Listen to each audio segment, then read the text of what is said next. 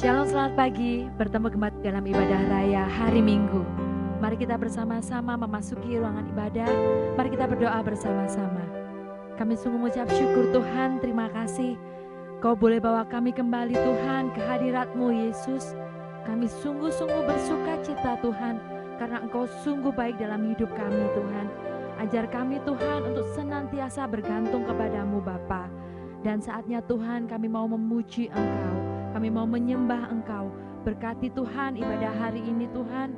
Kami percaya hadirat-Mu turun atas kami, hikmat-Mu, berkat-Mu turun atas kami Tuhan, melingkupi setiap rumah kami satu persatu.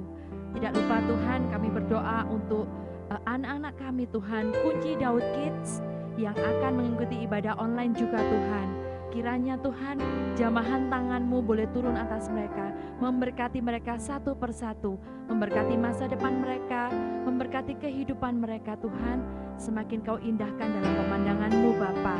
Terima kasih Tuhan, di dalam nama Tuhan Yesus, haleluya, amin.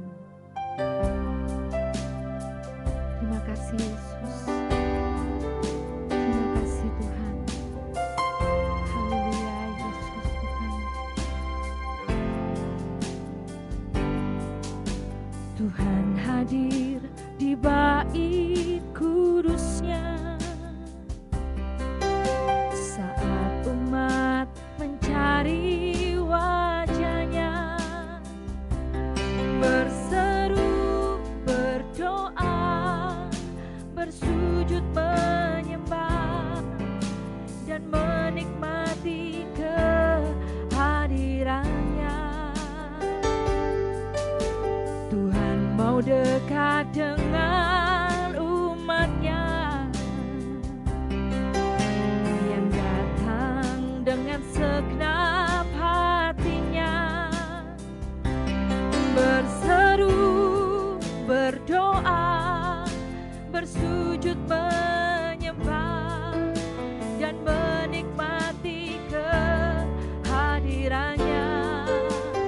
Hadirat-Mu memanduiku,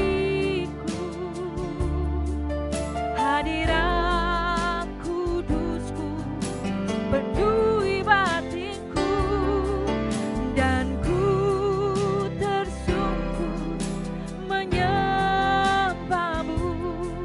Yang ku nampak hanya kemuliaan-Mu. Oh, Tuhan mau dekat dengan umat-Nya yang datang dengan segenap hatinya, berseru, berdoa, bersujud menyembah dan menikmati kehadiran-Nya. Hadirat-Mu memanduiku, hadirat kudus-Mu penuhi batinku, dan ku tersungkur menyembah-Mu. Yang ku nampak hanya kemuliaan-Mu. Hadirat-Mu memanduiku, hadirat kudus-Mu penuhi baitku, dan ku tersungkur menyembah-Mu. Yang ku nampak hanya kemuliaan-Mu. Yang ku nampak hanya kemuliaan-Mu. Yang ku nampak hanya kemuliaan-Mu. Oh, terima kasih Tuhan. Haleluya, haleluya. Terima kasih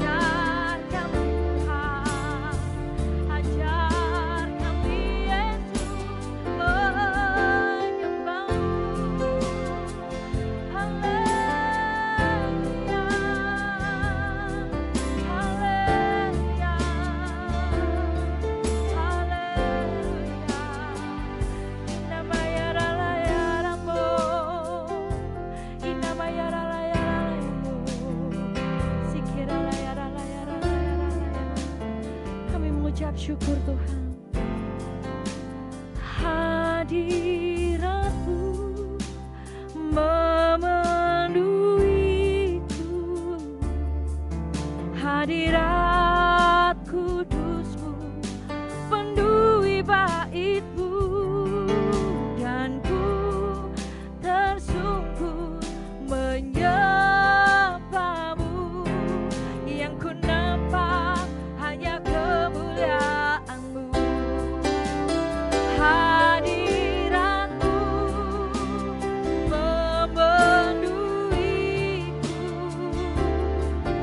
hadirat kudus-Mu penuhi bait-Mu, dan ku tersungkur menyembah-Mu. Yang ku nampak hanya kemuliaan-Mu, yang ku nampak hanya kemuliaan-Mu, yang ku nampak hanya kemuliaan-Mu.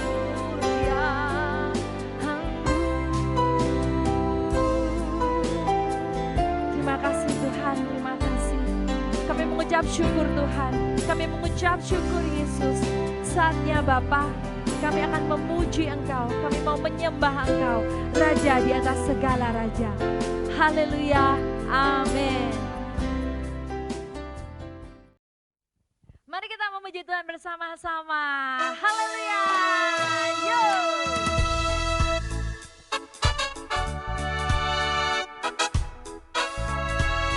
Haleluya. Yesus ajaib, Tuhanku ajaib, kasih-Nya ajaib bagiku. Oh, Yesus ajaib, Tuhanku ajaib, rahmat-Nya kekal selamanya. Yesus ajaib, Yesus ajaib, Tuhanku ajaib, kasih-Nya ajaib bagiku.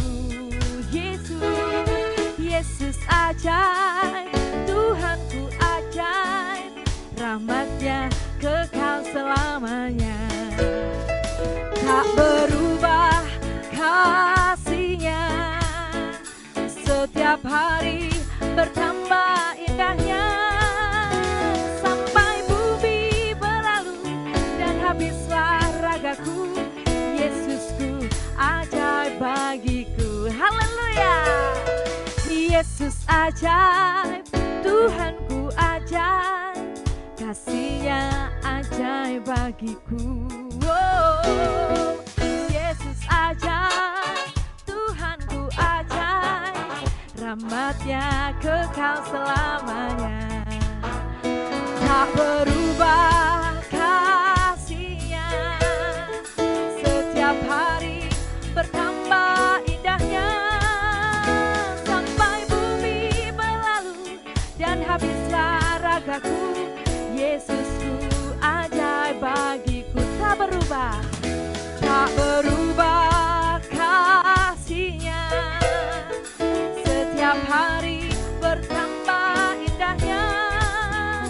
Sampai bumi berlalu dan habislah ragaku, Yesusku ajaib bagiku. Yesus ajaib, Tuhanku ajaib, kasih-Nya ajaib bagiku. Oh, Yesus ajaib, Tuhanku ajaib, rahmat-Nya kekal selamanya.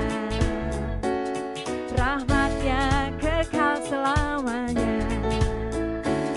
Rahmat-Nya kekal selamanya. Amin.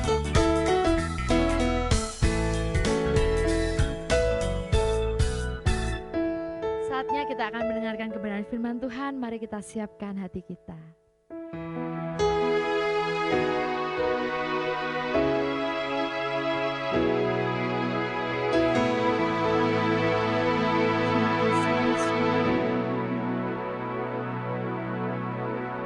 Tak akan pernah ku sesali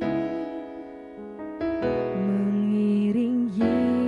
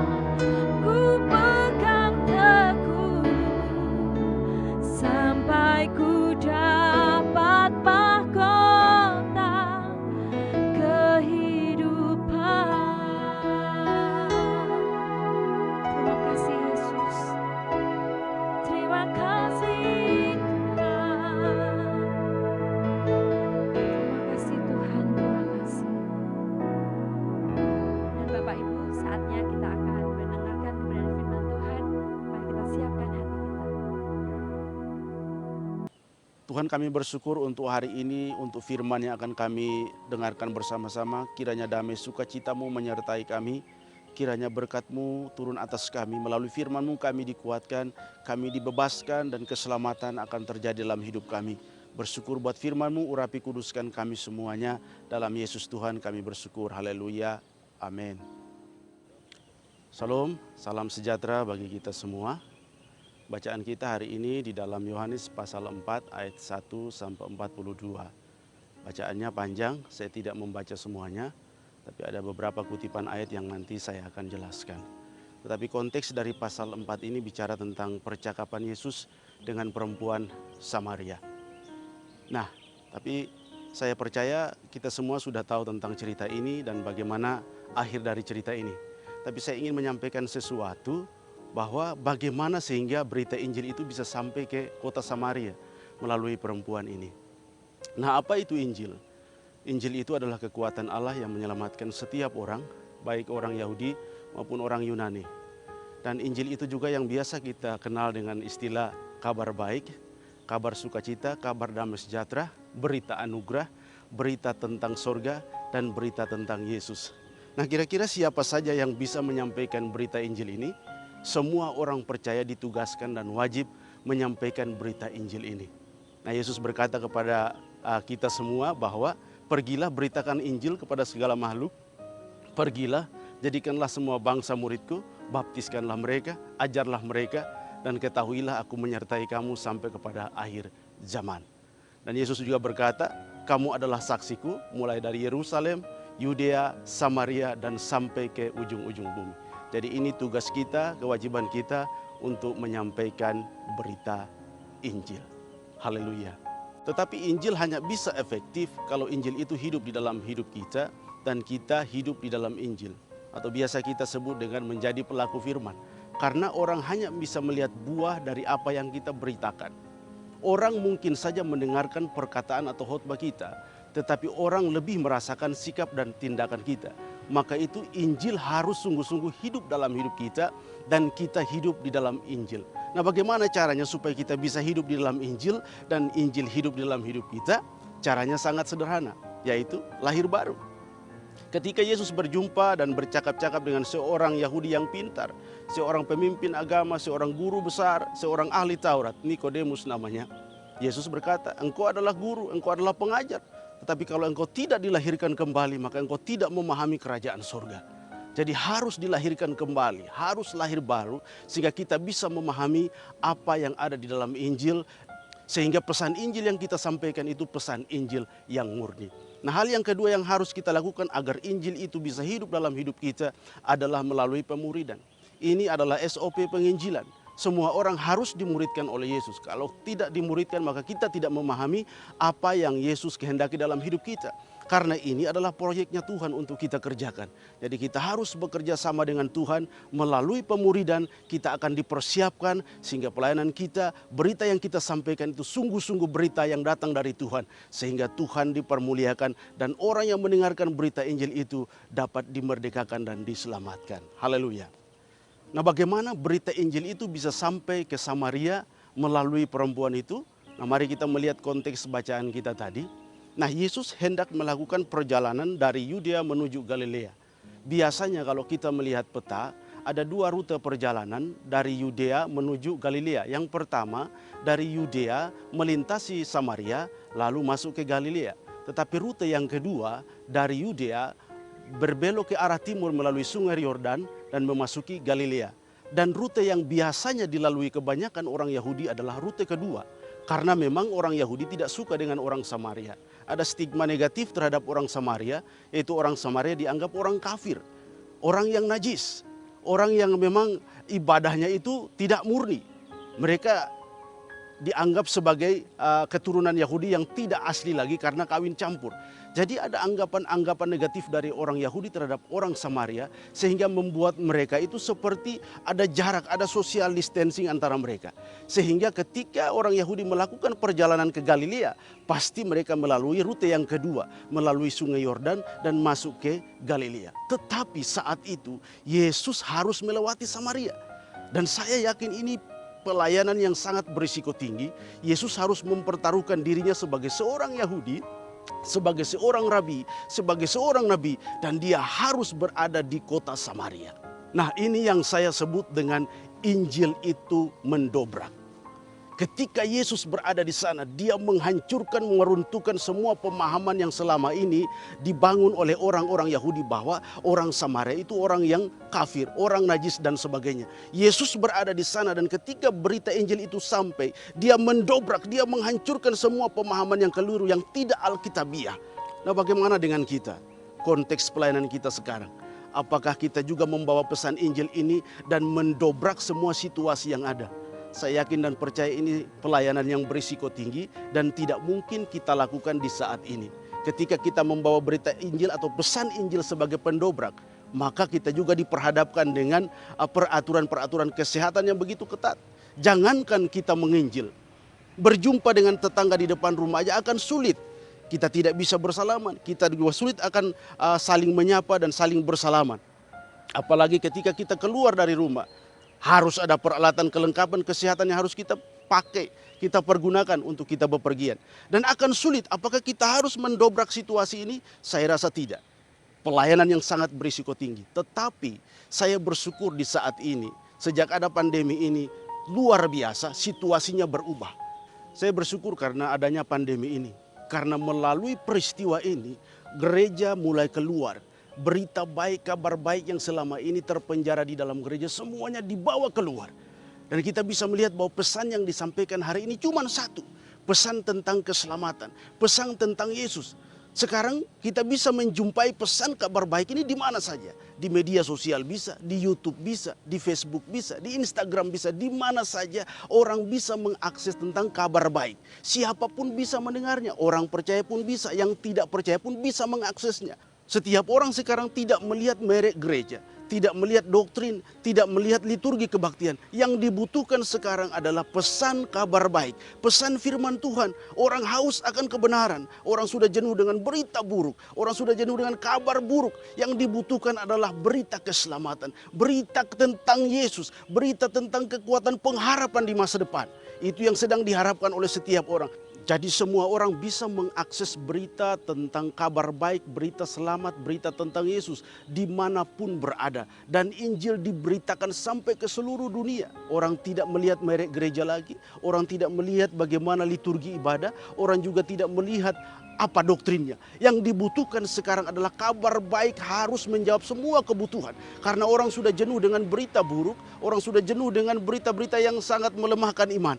Dan dibutuhkan sekarang adalah berita yang memberikan pengharapan, kekuatan. Jadi berita Injil itu harus mendobrak. Dia harus mendobrak semua benteng-benteng yang memenjarakan kita. Bagaimana caranya sehingga berita Injil ini bisa sampai kepada orang-orang Samaria melalui perempuan ini. Kita kembali ke konteks bacaan kita tadi.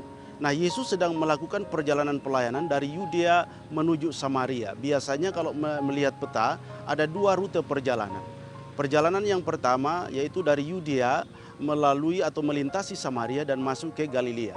Tapi rute yang kedua adalah dari Yudea belok ke sebelah timur melalui Sungai Yordan dan masuk ke Galilea. Dan kebanyakan orang Yahudi selalu menggunakan rute yang kedua ini. Karena anggapan mereka bahwa orang Samaria itu adalah orang kafir, orang yang najis, orang yang tidak murni keyahudiannya, dan juga orang yang tidak punya tempat ibadah seperti di Yerusalem. Sehingga ada stigma negatif orang Yahudi terhadap orang Samaria. Ini yang membuat jarak antara mereka, memisahkan mereka, sehingga mereka tidak mau berteman dengan orang Samaria. Tetapi pada saat itu, Yesus melintasi Samaria. Ini menarik. Nah, ini adalah pelayanan yang berisiko tinggi. Karena Yesus harus melintasi Samaria. Yesus sebagai seorang Yahudi, Yesus sebagai seorang rabi, dan dia harus berjumpa dengan orang Samaria sesuai dengan anggapan orang Yahudi bahwa orang Samaria itu adalah orang yang najis, orang kafir. Tetapi Yesus berani mempertaruhkan segalanya dan dia berada di sana. Nah, ini yang saya sebut dengan Injil itu harus mendobrak. Kabar baik itu harus mendobrak. Situasi apapun kabar baik harus mendobrak segala sesuatu yang tidak alkitabiah, segala sesuatu yang tidak sesuai dengan firman Tuhan. Dan Yesus melakukan itu. Nah, bagaimana dengan kita? Pelayanan saat sekarang, apakah kita juga harus memakai situasi yang sama seperti Yesus lakukan untuk mendobrak situasi sekarang? Saya rasa tidak. Karena kita juga harus ketat untuk melakukan protokol kesehatan, harus menaati semua peraturan. Jangankan kita menginjil, berjumpa dengan tetangga saja itu agak sulit. Kita juga harus memakai perlengkapan ketika keluar rumah. Tidak mungkin kita mendobrak semua aturan yang ada. Tapi saya bersyukur ketika ada pandemi ini, situasinya berubah. Kabar baik, berita sukacita yang selama ini terpenjara di dalam gereja, sekarang keluar. Gereja bebas keluar untuk memberitakan kabar baik. Melalui apa? Media sosial, melalui YouTube, melalui Instagram, melalui Facebook. Dan berita yang disampaikan ini tersebar luas. Siapapun bisa mendengarnya. Baik itu orang percaya, orang yang tidak percaya. Jadi berita Injil ini tersebar sampai ke seluruh dunia. Sekarang orang tidak melihat lagi merek gerejanya apa, tidak melihat lagi doktrinnya apa, tidak melihat lagi liturgi ibadahnya bagaimana. Yang dibutuhkan sekarang adalah firman Tuhan. Bagaimana firman itu bisa menjawab akan kebutuhan. Bagaimana firman itu bisa memenuhi segala keinginan, segala keperluan hari ini. Jadi semua sudah jenuh dengan berita buruk. Yang dibutuhkan sekarang adalah berita baik, berita yang menyelamatkan, berita yang memberikan pengharapan. Dan jawabannya gereja ada di sana. Dimanapun kita berada, kita bisa mengakses berita firman Tuhan. Dengan media sosial kita bisa mendengarkan firman Tuhan. Injil sudah diberitakan dari Yerusalem, Yudea, Samaria, dan sampai ke ujung-ujung bumi. Itu yang pertama. Yang kedua, Injil itu harus menjawab kebutuhan. Injil itu harus kontekstual. Injil itu harus update. Artinya dia harus menjawab segala kebutuhan kita. Nah biasanya seorang konselor, biasanya seorang pelayan berjumpa dengan jemaat yang bermasalah, pasti yang ditanyakan tentang persoalan dan masalah yang dihadapi. Misalnya ketika membuka percakapan, kok bisa ya? Bagaimana kok bisa sampai seperti ini? Masalahnya apa? Tolong ceritakan. Nah Yesus ketika dia berjumpa dengan perempuan Samaria ini, dalam pengetahuan dia sebagai Tuhan, dia sudah tahu betul siapa perempuan ini. Dia tahu betul bagaimana kehidupan perempuan ini dan dosa apa yang sudah dilakukan perempuan ini. Nah Yesus ketika membuka percakapan, dia tidak memulai dengan situasi atau dosa yang dihadapi oleh perempuan ini. Dia tahu betul bahwa perempuan ini hidupnya tidak benar. Tetapi untuk membuka percakapan itu, Yesus tidak memulai dengan dosanya. Tetapi percakapan Yesus sungguh unik. Yesus tidak akan berkata bahwa, oh tumben, kok kamu ada di sini siang hari di sumur ini? Biasanya orang ambil air di pagi hari. Kok tumben sekarang sendirian datang ambil air? Biasanya berkelompok. Yesus tidak membuka atau memulai percakapan itu. Tetapi uniknya, Yesus memulai sesuatu yang luar biasa. Dia memulai dengan kata yang luar biasa, yaitu saya haus. Kata ini yang menuntun perempuan ini membuka percakapan ini sampai kepada akhir mengambil keputusan tentang keselamatan. Dan pada akhir dari percakapan itu, Yesus berkata, kalau engkau meminum air dari sumur ini maka engkau akan tetap haus. Tetapi air yang aku berikan itu air hidup, engkau tidak akan haus lagi. Perempuan ini semakin penasaran dan dia berkata, Tuhan saya membutuhkan air itu. Tuhan saya ingin air itu, berikanlah air itu kepada saya. Yesus berkata, pergilah panggil suamimu. Perempuan itu berkata, aduh Tuhan, saya tidak punya suami. Apa Yesus katakan? Betul, tepat sekali perkataanmu. Bahwa engkau tidak memiliki suami. Engkau sudah mempunyai 5. Dan yang sekarang bersama dengan engkau itu pun bukan suamimu. Nah kabar baik itu menjawab kebutuhan perempuan ini. Dari percakapan itu tentang air hidup, perempuan itu menyadari akan dosa dan kesalahannya. Menuntun dia menerima bahwa dia mengakui bahwa engkau Tuhan. Sungguh engkau penyelamat. Jadi berita Injil, kabar baik itu selalu menjawab kebutuhan kita. Ketika Injil itu datang, dia selalu memerdekakan kita dari ikatan belenggu selama ini. Dia membebaskan kita dan perempuan ini menerima berita anugerah. Air hidup yang luar biasa dari Yesus dan menyelamatkan dia. Dan melalui perempuan inilah berita Injil itu tersebar sampai ke Samaria. Dan poin yang ketiga adalah Injil itu universal. Injil itu menyeluruh. Jadi berita kabar baik itu tidak untuk dikonsumsi sendiri-sendiri, tidak untuk gereja, tidak untuk kita yang sudah selamat, tetapi Injil harus diberitakan kepada semuanya. Nah melalui kisah dari perempuan ini, ketika dia mendapatkan pemulihan dari Tuhan, mendengarkan berita sukacita dari Tuhan, dia lalu pergi ke kota. Dia menyampaikan berita itu dan orang-orang menerima berita itu dan mereka katakan, sekarang kami mendengarkan tentang keselamatan, tetapi bukan dari engkau saja. Sekarang kami sendiri melihatnya. Ketika Yesus berada di situ selama 2 hari lamanya, maka pemulihan, keselamatan terjadi bagi orang-orang Samaria. Injil juga, kabar baik yang ada dalam diri kita juga harus disebarkan. Tidak untuk pribadi kita. Kita sudah diselamatkan oleh Tuhan, tetapi harus menyampaikan berita ini kepada semua orang yang membutuhkan keselamatan.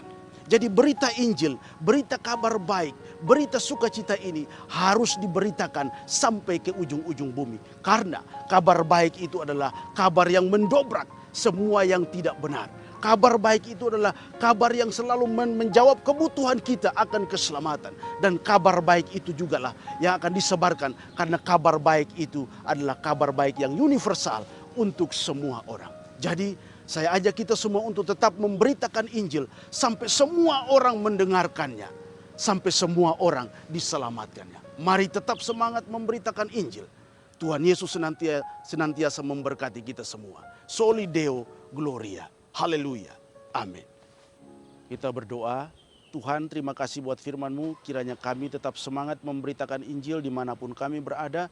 Karena Injil itu mendobrak segala sesuatu yang memenjarakan kami. Injil itu menjawab kebutuhan kami akan keselamatan. Dan Injil itu pula yang akan kami sebarkan sebagai Injil yang universal untuk semua. Sehingga semua orang diselamatkan. Berkati kami, beri kekuatan hikmat-Mu. Agar kami menjadi pelaku firman dan tetap memberitakan Injil. Dalam Yesus Tuhan kami bersyukur. Haleluya. Amin. Mari kita berdoa untuk persembahan. Kami sungguh mengucap syukur Tuhan. Terima kasih Bapa. Terima kasih Tuhan buat firman yang Kau boleh berikan buat kami Yesus. Saatnya Tuhan kami akan memberikan persembahan. Berkati persembahan kami hari ini. Urapi Tuhan, kuduskan. Terima kasih Yesus. Di dalam nama-Mu Tuhan. Haleluya. Amin. Terima kasih Bapak Fran atas pelayanannya. Tuhan Yesus memberkati. Dan mari ikuti doa malam Selasa 1 September jam 7 malam. Dan juga mari wanita Kuncidot mengikuti fellowship wanita Jumat 4 September bersama Ibu Pendeta Noni Latif. Dan ibadah raya Minggu 6 September bersama Bapak Gembala Pendeta Ardian Heravandi disertai perjamuan kudus. Demikian informasi sepekan, Tuhan Yesus memberkati.